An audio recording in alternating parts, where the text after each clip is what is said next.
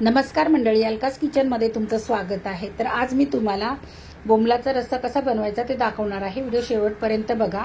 हे मी सुके बोंबील घेतलेले आहेत, साफ करून घेतलेले आहेत ते। आता मी त्याचे तुकडे करून घेते। मी हाताने करते तुकडे, पण तुम्ही हाताने करू नका, चाकूने किंवा विळीने तुम्ही ते कट करू शकता।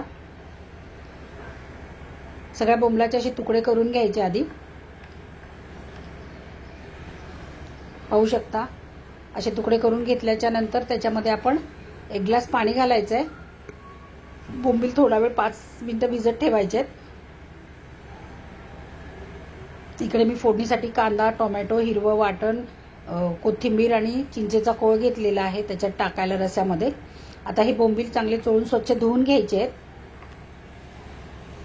2 पाण्याने मी स्वच्छ धुवून घेतलेले आहेत, पाहू शकता। आता कढई ठेवलेली आहे गॅसवरती। कढईमध्ये 1 पळी तेल घालते।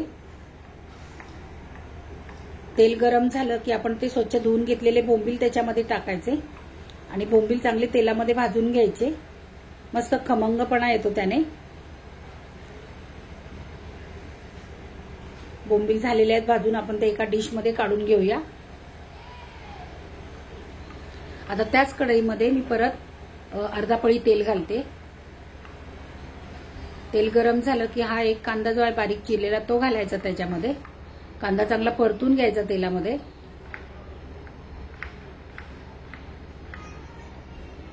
कांदा परतून झाला की मग त्याच्यामध्ये आपण हा टोमॅटो घालायचा आहे। अर्धाच टोमॅटो घेतलेला आहे, कारण मी चिंचेचा कोळ पण टाकणार आहे त्याच्यामध्ये।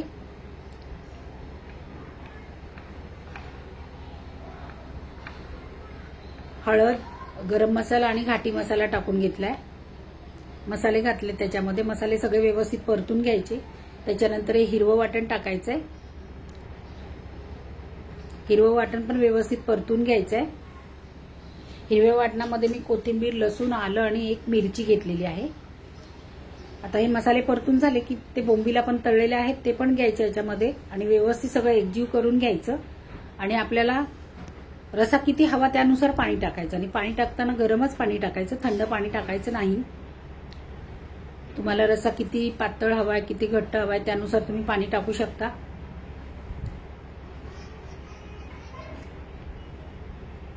चवीप्रमाणे मीठ घालायचं आता।